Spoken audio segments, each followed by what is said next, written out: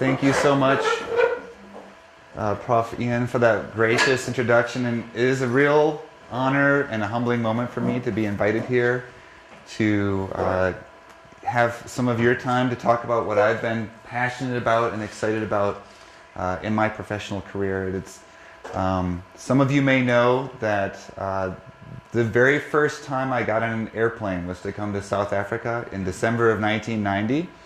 And it was a momentous time in this country.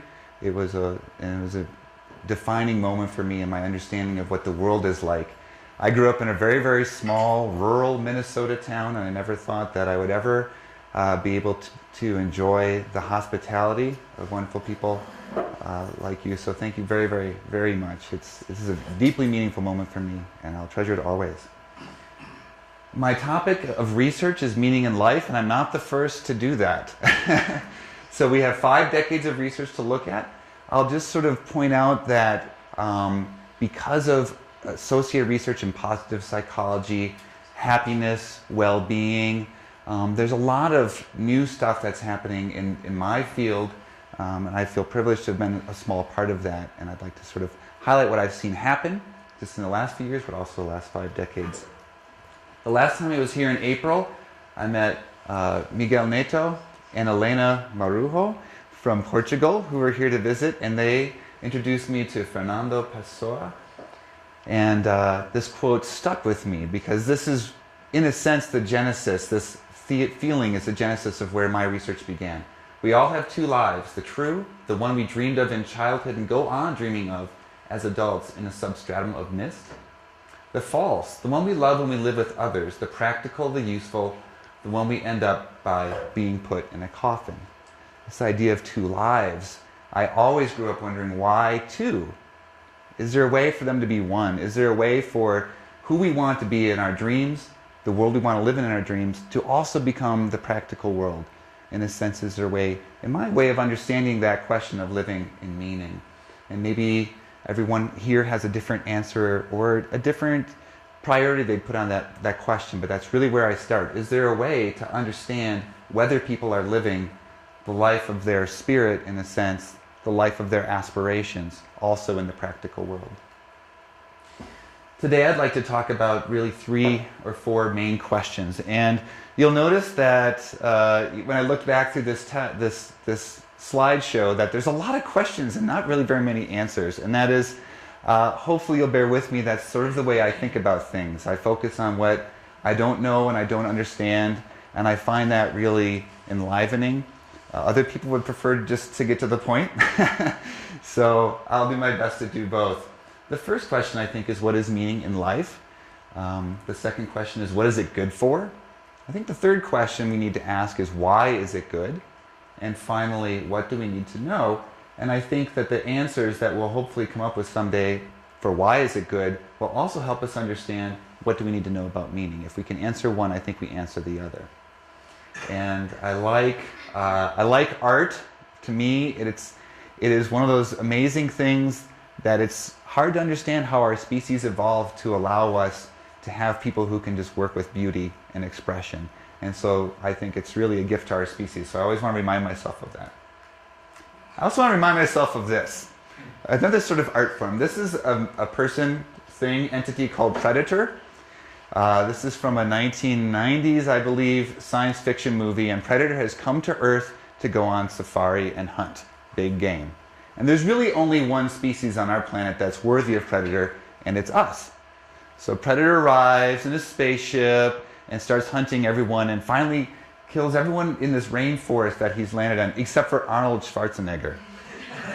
Right? That's either a good thing or a bad thing, depending on how you feel about Mr. Schwarzenegger, but he survives. So, like the topic of my talk, he pulls somewhat of a trick. And he turns on an invisibility shield. Right? So I think science at this stage in psychology is like battling an invisible opponent. I think we've worked with so many of the things that we can touch. We can't give a little baby a stuffed white rat and then scare him to induce phobia. We can't put people in pretend prisons. We're working now with much more intangible objects and constructs. I think we know what they look like. I think I know what predator looks like, but we have to prove it.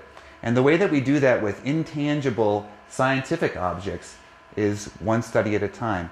And the way you fight an invisible monster, should you come across one, is to grab a handful of dust and throw it over the monster. And slowly it manifests the outline of what we're trying to deal with. Now, unlike predator, meaning in life is not trying to kill me and mount my head anywhere. But like predator, I think I know what it's like, but it's a long road to trying to prove it. So this is just part of that journey for me. And the beginning goes way back. I'm going to have a quote here from Ecclesiastes, which is only about 2,300 years old. I also thought, as for men, God tests them so that they may see that they are like the animals. Man's fate is like that of the animals. The same fate awaits them both. As one dies, so dies the other. All have the same breath. Man has no advantages over the animal. Everything is meaningless. This concern about meaningless then shows up for the first time as a written concept in 250 BCE, but we see other things. I recently had a chapter published where I just traced the route of meaning in the world's oldest written story, the Epic of Gilgamesh, clay tablets that are 3,000 years old. And you can see in oral tradition struggles with meaning and meaninglessness and what is life for and what really matters, predating that in almost every culture. But this is the first that I know of use of the word in translations that goes back there. Then we have to fast forward just a little bit to the 1930s to reach Viktor Frankl, who really was not the first to talk about meaning in a psychological sense. That was Alfred Adler. But the first to really ignite a science of meaning to begin. And almost you can see Frankl answering the despair in Ecclesiastes. Frankl says, what man actually needs is not a tensionless state, but rather the striving and struggling for some goal worthy of him. What he needs is not the discharge of tension at any cost, but the call of a potential meaning waiting to be fulfilled by him. So we should be working for meaning. We should be struggling in some sense for it. We shouldn't give up in realizing that we, like animals, were turned to dust someday. But instead, we should be working to concoct and create something better, regardless of the difficulty, because it's the working for something that makes something matter. And both, in a sense, talk about meaninglessness. And some people are not convinced that meaning is an important variable. As a scientist, I am formally not convinced that it's important. That's my job, is to constantly test whether it's important with a skeptical eye.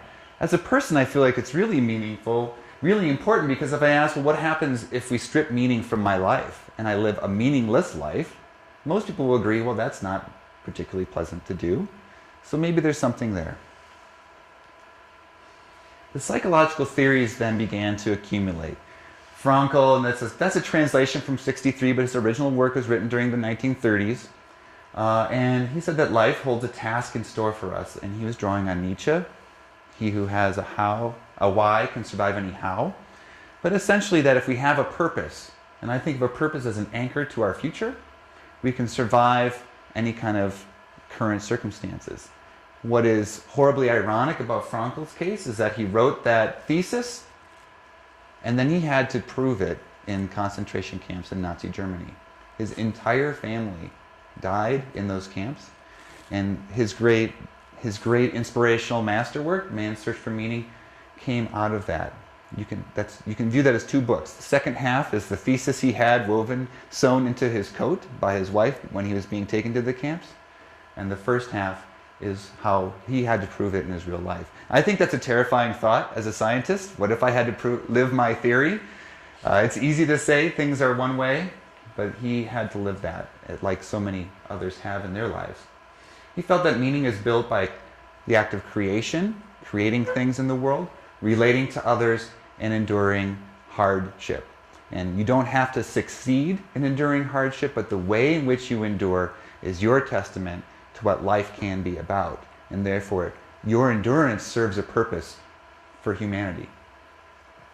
Salvatore Madi, known for a similar type of endurance, psychological hardiness, the sense that some people take on challenges in life when they're faced with obstacles, was another theorist who talked about purpose, accomplishing goals, really sort of showing that what you're doing matters in life.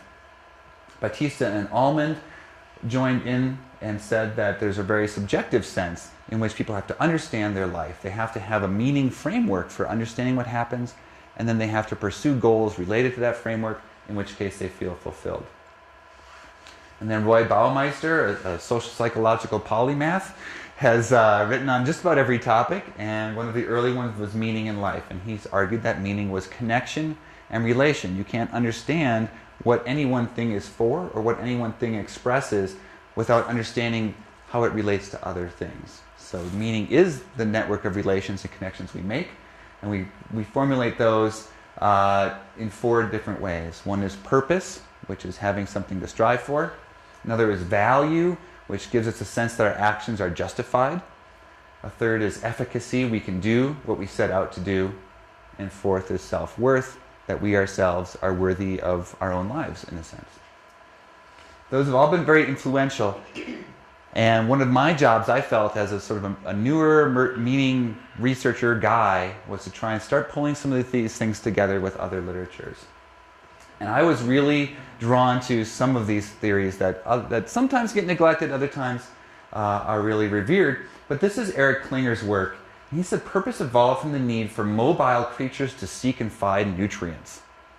Right? We are mobile creatures. We need, as an organism, from an evolutionary standpoint, we diverged from creatures like this that can be stationary and allow nutrients to come to them, and their main job is to filter. Our main job is to pursue. So we have that ingrained in our species. We need to go out and get things, which means we need to have a motivational apparatus to make us do that, to reinforce us for success, to help us then plan to get what we need. And that's the foundation of meaning and purpose in life. It's just the way that we are. And I think that's a powerful idea. And he was the first to start to recommend us looking into the evolution of our species to understand that.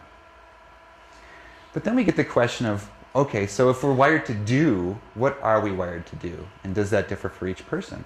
Certainly we're not meant to do intrinsically meaningless things. The myth of Sisyphus, this person who was cursed by the Greek gods to forever push a boulder up to a hill only to watch it fall back down again and begin again. It was Camus' analogy for the meaningless life. We do and do and do and do, and none of it makes sense. Can't you ever relax? Right? How much of our lives do we end up just doing and doing and doing? The purpose should be something special. Ideally, though, we can bring that specialness into what we do all the time. And we can still relax. Okay, then there's some other theories. This is a meaning maintenance model, and this is really drawn from social psychology and cognitive theory. And this basically argues that people are motivated to keep a grip on our comprehension of life. Life needs to be predictable. We need to feel a sense of consistency in life. And you see people do a lot of work to keep life consistent and predictable.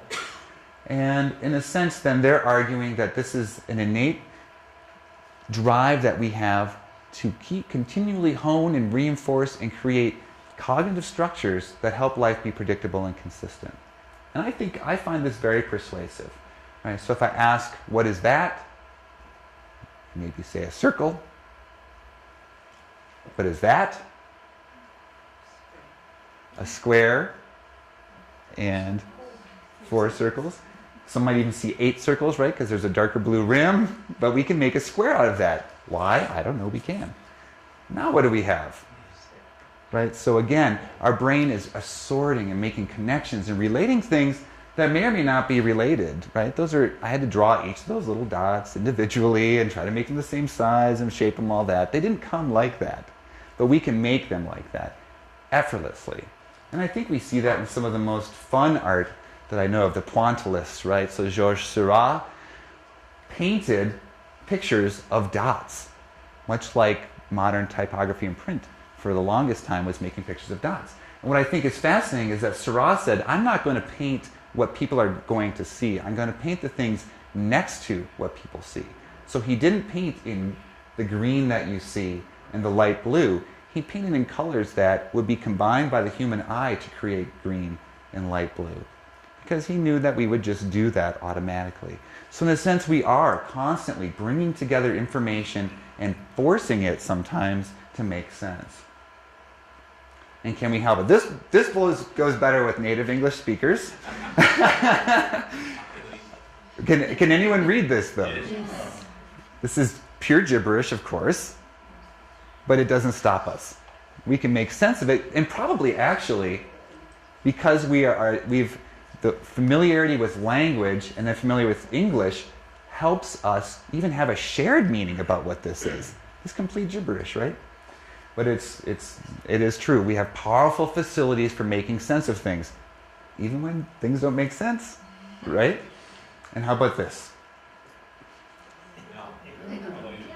Yes, and if you can't read that, I'll help you. Right? Just so easy for us. Right? Clearly, that says we rely on our abilities to make meaning so much that we can forgive factual errors in the world around us and force them to make meaning for us. And I think it's fascinating and amazing how easily we do that. So the question then becomes, how do we turn that small ability, which can work on pixels, it can work on dots of paint, it can work on blue circles, how do we turn that to work in our own lives, in our own nations, communities, in our work? And this is the final example I'll show. I Googled stadium in the images. This is the very first one that shows up. Would you agree it's a stadium? Yeah. It's actually Notre Dame in the United States. So if you Google stadium in the United States, you get Notre Dame. I can't explain that. Now, I bet that's a different kind of stadium. Right. And that's going to come with different meanings, right? Can you see that as just a neutral object, that's just a construction, or is there other things? Is it a complicated symbol? So we do that all the time. This is just a stadium. Maybe you're wondering, oh, that's American. Why do so many people show up for American football games? You know, but this is something different. This symbolizes all sorts of issues that are complicated. As I found out the first time I gave this talk, I anticipated this would be solely a symbol of national unity and pride. And it's more complex, which I think is how people are. A final psychological theory I'd like to talk about is terror management. And I think as we talk about this one, if you consider what people were writing about back when they were constructing Ecclesiastes for the Judaic Bible, this starts to make sense. The existential dilemma is that we are beasts. We are animals. We know that every animal dies and is rendered into meaningless parts. Unfortunately, we know that we're beasts too. And we know that our time is limited. The only thing is we don't know when. So we live in the constant, if we allow ourselves, terror, in a sense the terror management piece, that this could be the moment, or that could be the moment, or the next could be the moment. How do you invest in a future if you don't know if there's going to be a future? So as a species that is self-aware and values itself, can create something like a future, we have a challenge to invest in something that we have reason to believe may not actually ever happen. And we need to invest in ourselves. So to overcome the challenge of this existential terror, we create meaning. And particularly we create shared meaning. We create nations. We create flags. We create religions. We create sports teams. We get mad about sports teams. We create all sorts of shared meanings that we're part of something that carries forth, that will be here even when we're gone. And they call it symbolic immortality. So the writer of Ecclesiastes may be dead, like all the other animals, but Ecclesiastes persists. And then that gives us something to have a legacy. The next question I think that I like to ask is meaning too big? Do any of you feel that what does my life mean is too abstract or big or weird to care about or bother with? I mean, you are here listening to someone talk about meaning, so you're already a fairly selected group. But it's an interesting idea. And this cartoon says, well, for that matter, what is the meaning of you? And it plays on the joke that when people see abstract art or something, they say things like, oh, my 5-year-old could do it. Or what is the meaning of this? Or what's the point of this? And what's the point of you? And that's really the question we're faced with. And I think if we bring it from what is the meaning of life? Why are we here? Why do we exist? Why do we know we exist? Are we alone in the universe? How come people die? Why do bad things happen to people who don't warrant them? Why is there injustice? All these questions are huge. But what is the meaning of my own personal life is a question we can work with. And it's one that we can measure then. And this is how I've tried to do it, a little bit at a time. And this is really pulling together some of the theories that have persisted for a long time in social psychology, identity psychology, clinical psychology, that we can break meaning in life down into identifiable parts. And I've written about this in a few different places. And basically we have this comprehension. Does life make sense? Do I understand what's happening in my world? And then we have purpose. What am I striving for? What am I trying to do?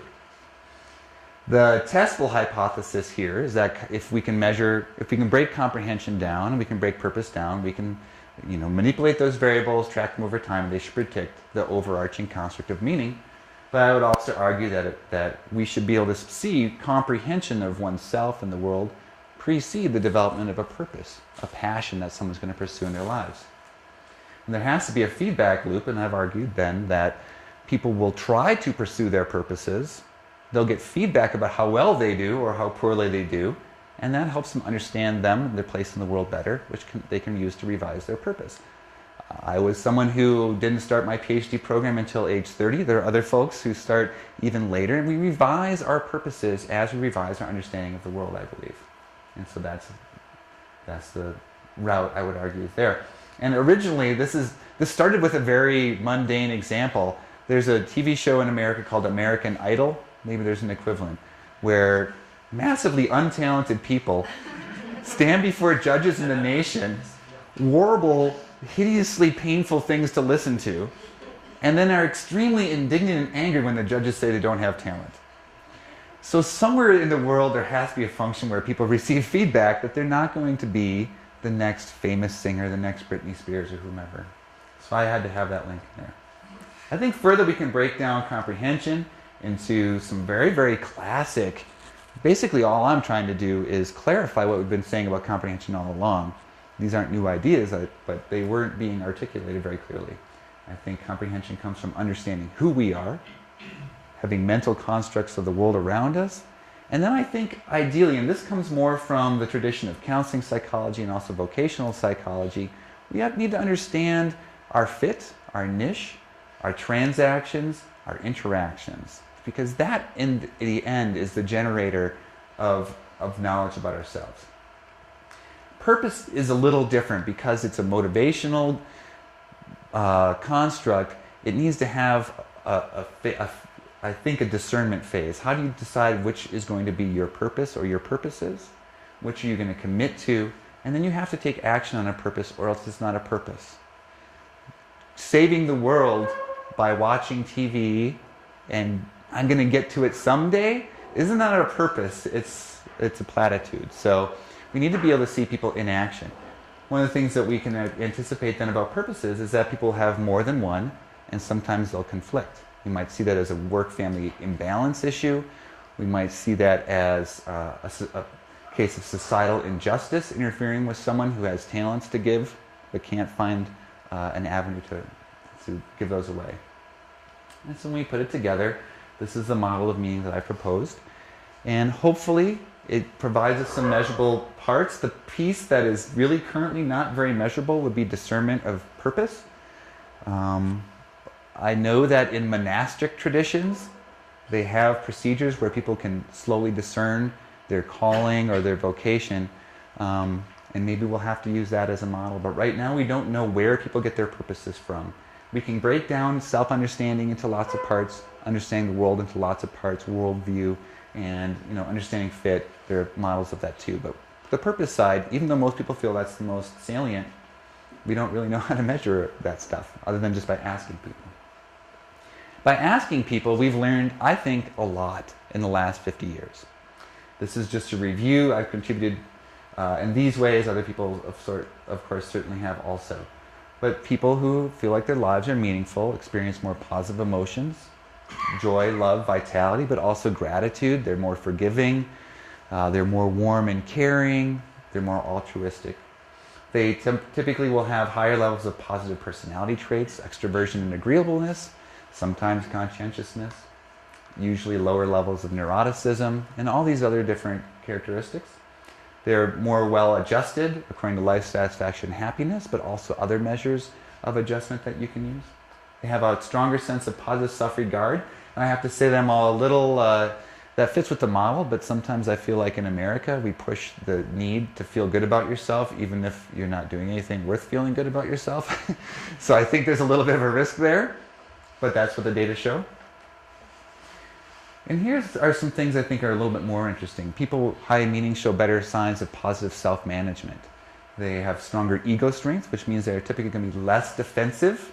They're going to be less argumentative. They're going to be more collaborative. They typically show a greater sense of control in the world. And they show up as being more responsible, which isn't always bad either. They typically have more positive views about the world that encompasses views of the future, but also have more benevolent worldviews. They feel like other people are good in the world. And they have a stronger sense of spirituality. And they tend to cope better, just as Frankl said so many years ago. People with a strong sense of meaning tend to cope better with the adversity when they encounter it. So, 50 years, we've learned all this stuff. We must be done. That's a long time to study something, I think, right? So 400 articles later, we've got 5 decades of research, and I'm going to limit my iterations of some of the things left undone to 5 problems, because I like symmetry, right? That works. 5 decades, 5 problems. Problem number 1. Do you have meaning in life? Check the box, yes or no. That's really the technology that we use right now in this area. So what is meaning in life besides saying life is meaningful? Right? Everything I showed you previously is based on someone's ability to check one box versus another box, or circle one number instead of another number. So that intermediary of the measurement is a problem, I think. Problem number 2 is related to that. Do you have meaning in life? Yes. Do you have other good stuff? Yes. Right? So what is meaning good for besides saying you've got other good things going on also? So we need to start showing some more audacious ideas about meaning. We can't, at least in cultures where there's been saturation of this research, we can't just keep showing that meaning people are happy people anymore. We have to do something more. Problem number 3, I know that someone with an extremely fancy camera doesn't look like a problem, but what does meaning look like if we look behind one snapshot in time? Most of the research is one person filling out, checking a box one time, and checking boxes about other stuff one time, and we call that knowledge. We've got enough of that kind of knowledge. So what do we need? Something over longer periods of time. And problem 4, who here was grateful for the Earth's molten iron core today? I was, because I was thinking about it, right? So without the Earth's molten core, obviously we wouldn't have plate tectonics, we wouldn't have the type of energy on our surface that creates ocean currents, which allows oxygen and nutrients to form. It protects us from the sun's radiation. It is basically the only reason we're here, right? If we didn't have it, we would never have existed. So we should be really happy about that. But is meaning important for real, or is it only important when we think about it? That is to say, the Earth's core is important for real, but in a psychological sense, it's probably only important if you think about it, and I bet you're ready to move on from that topic already. Right, so is meaning similar? If I ask you if life is meaningful, you think about it, becomes briefly important, and then disappears. And problem number 5. In a sense, this could be a map of where we have information about meaning in life in the world. In reality, this is actually a map of where nuclear power plants are in the world. Is there a coincidence? Perhaps. The nuclear age generated concerns about meaning, perhaps, some strong existential issues. But in a sense, we don't know how most of humanity views meaning in life. Here's where we know what we know.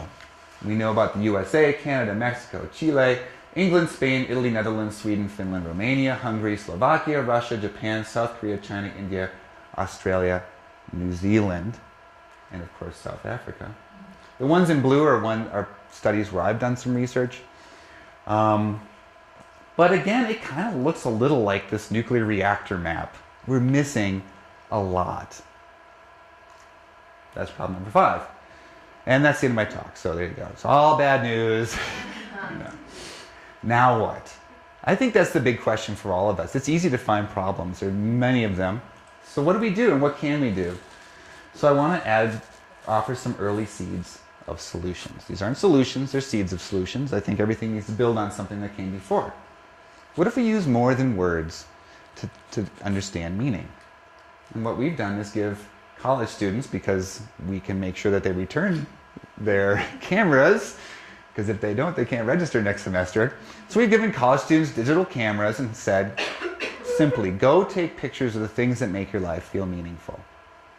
We've got hundreds of those now, actually thousands, and we've started to code those to understand what the world of meaning looks like, literally through another person's eye.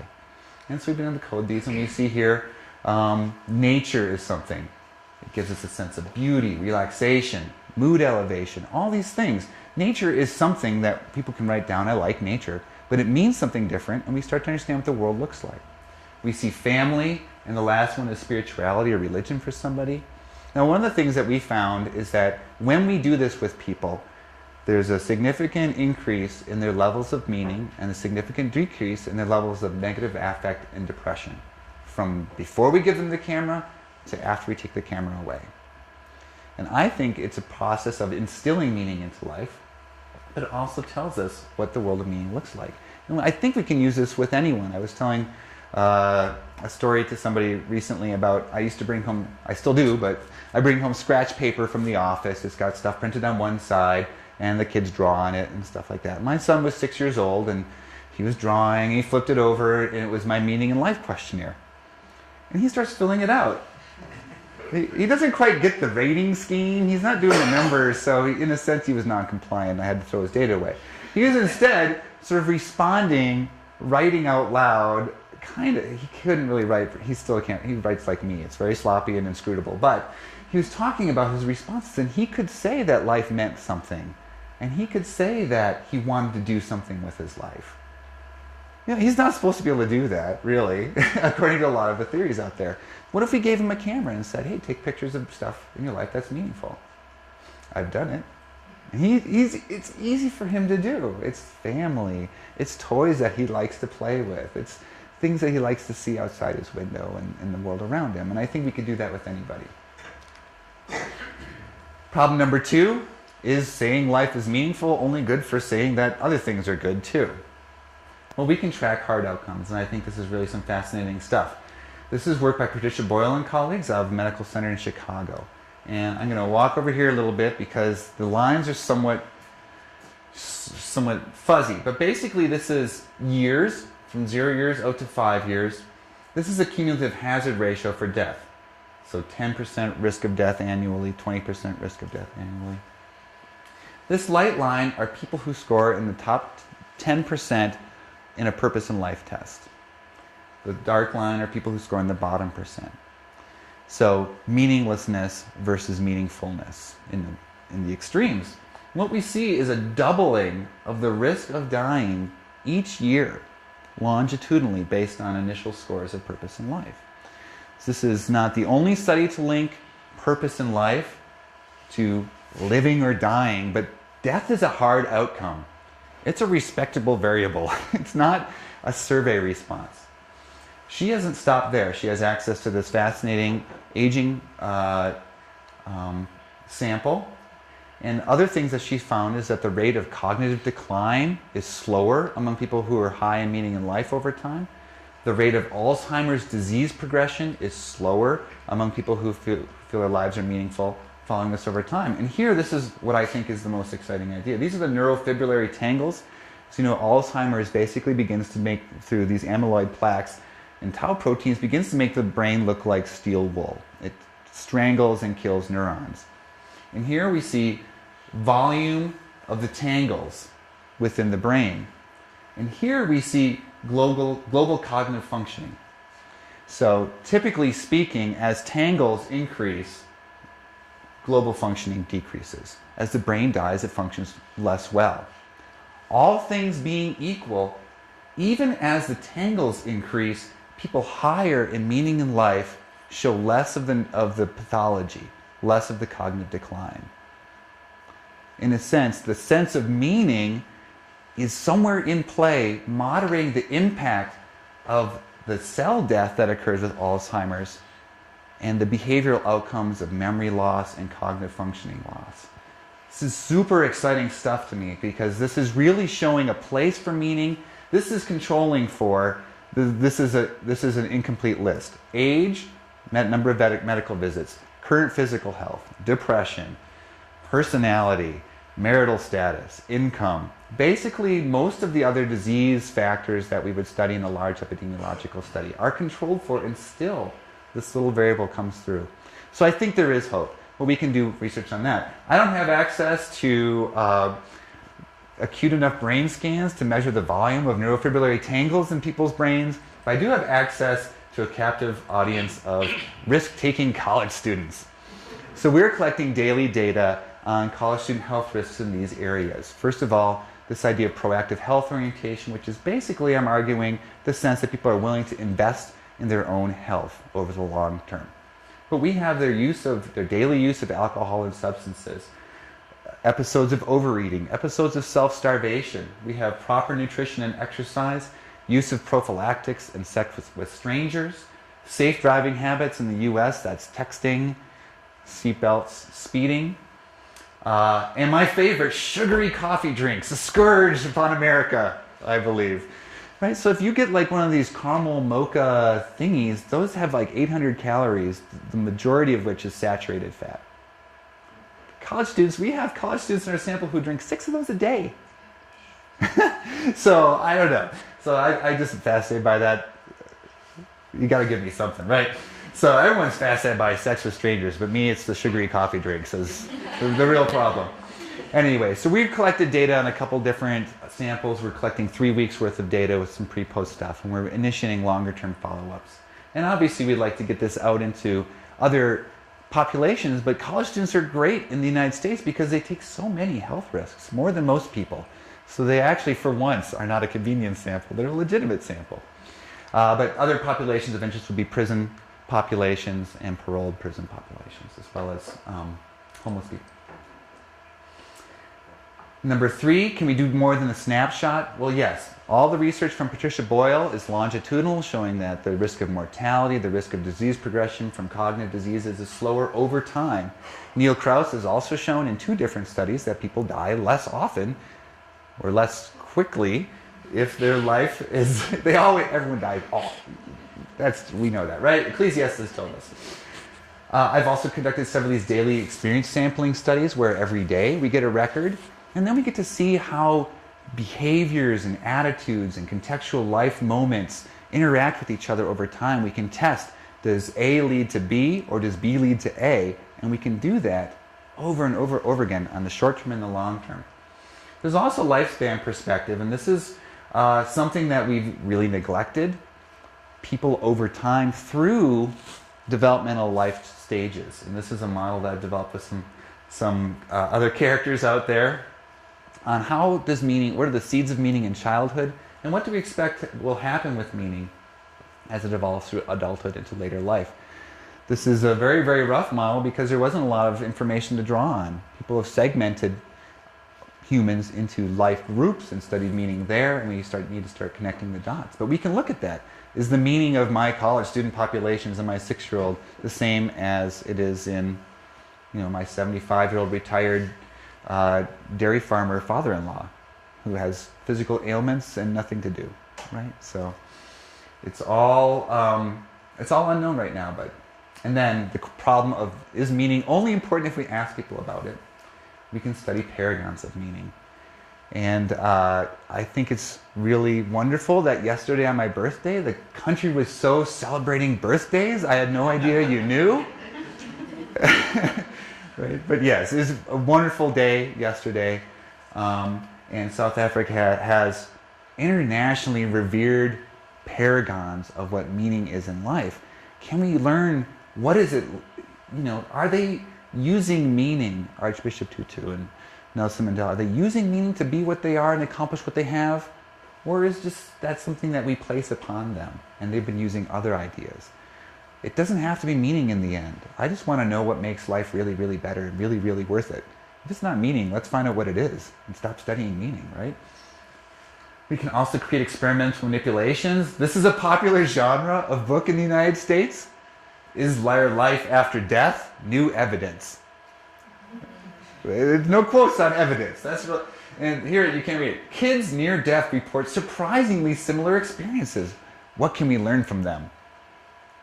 I think that's interesting. What can we learn from kids who almost died about whether there's life after death? I think in America we have a lot of people who are very curious about that. But what if we show people evidence of that? And some people have done that in the lab. You show people evidence that there is life after death. You can make it up and their behavior changes. Can we do that with meaning? Because meaning, that should answer the great existential dilemma. And finally, we can also create interventions. And we're working on interventions now. They're very tricky. Meaning is very stable. It doesn't seem to be manipulable like emotions. It doesn't seem to be manipulable even about like self-esteem. It's hard to make someone feel bad about meaning. Unfortunately, it's also hard to make people feel good about meaning if they feel terrible about it. So I think that needs a lot of work. But we can create interventions and see if we can change meaning. We can make it important for a 6-week workshop. But is it still important? Do we see the changes carry over if we focus on meaning? Finally, we need research from everywhere in the world about everywhere in the world. And I think we are starting to get a lot of research about everywhere in the world, but it's from the US. Right? So I'm very honored and proud that my measure is being used in global well-being and health surveillance by a number of international groups. But I'm a kid from rural Minnesota in the United States. That's what shaped my idea of meaning. Is that going to be the same thing as what will shape meaning in a nation with 11 official languages? Right? So there is already some seeds of research. We have Zubair Moomal, The Relationship Between Meaning in Life and Mental Well-Being, published in 1999 in the South African Journal of Psychology. We have Maria Vissing working on meaning, among other people. What things do people from many countries find meaningful? And this is 660 participants, including some South Africans and people from other countries around Europe and South America. And honestly, that looks a lot like what you see in America and Canada and Germany and places like that. But we can do research from places. We can do research from South Africa to learn about meaning in South Africa. And that will enrich us all, I believe. So to conclude, meaning is, at least, there could be more. There could be an emotional sense of meaning. I remember reading the book by Hermann Hesse, Siddhartha, where he follows the life and the development of Buddha, and the Buddha sits by a river, and all of a sudden, in one moment, he apprehends the voice of the world in the chaos around him. The babbling of the brook becomes the voice of the universe. Sometimes I get an experience of elevation like that, where I almost feel self-transcendent. Maybe there's an emotional capacity for meaning. We can't measure it, we can't even describe it now. But at least making sense of life and pursuing a purpose that causes us to matter and be good for something, as Ruth has put it. Meaning is good. Or at least not having meaning is bad. We can kind of show that. Most people feel life is at least a little meaningful. And most people get meaning from relationships, including family, friends, lovers, co-workers, neighbors, neighborhoods, community. But we're not very sure why any of that is true. Or we don't know where meaning comes from, really. We don't know how to get more of it. We don't know whether it more impacts the lives we live or whether meaning responds to the way we live our life. Is meaning the ox or is meaning the cart? We don't know whether everyone needs meaning or whether they just say they like it when we ask them about it. Just as, do you like the Earth's core? Are you in favor of it? I never thought about it. We don't know if meaning is important to everyone around the world. And we don't know what gives life meaning around the world under very, very, very different circumstances than the ones that researchers like me have been studying from. But my hope is I'll be back here in 50 years, in 2062, I'll give a talk called Looking Beyond the First 100 Years of Research. Now, this will be my only slide. To conclude, we've thrown enough dust that we know everything. Thank you. It's been an honor. Thank you very much. The dictionary defines the word meaning as a sense of significance. And I think after tonight we all have a sense of significance of the value of a meaningful life. I was so relieved when Professor Steger said that he Googled the word stadium, because I'm going to make a similar confession. When I saw the name Michael Steger and that Ian wanted to appoint him as an extraordinary professor, I Googled the name. And it's probably not a very scientific way, but I did find some interesting reports on your work. On a webpage, Professor Steger stated, he studies meaning, how people find it in their lives and whether it matters. But on the same page, he said, at least one factor has emerged as key. Relationships matter more than anything else. And he goes on by saying, the trick is finding meaning that is healthy for individuals and the world at the same time. In another article written by Professor Steger, based on the documentary Man on Wire, which tells the story of Philippe Teach walks on the wire between the Twin Towers before the 9/11 attack, Michael stated that feats of greatness always have a supporting cast. Now this is very true in the case of Hortensia, because our supporting cast is our extraordinary professors. Now colleagues, I'm not sure that a relationship with Hortensia is what Professor Steger had in mind when he wrote all these things, but for us this is a healthy, supporting and meaningful relationship. So I want to thank you for sharing your expertise with Hortensia and thereby helping us to fulfill our mission of enabling optimal expression of potential and in doing so create meaningful and instill happiness in people and institutions. It gives me great pleasure to call you to the front to give you something to confirm your relationship with the Northwest University.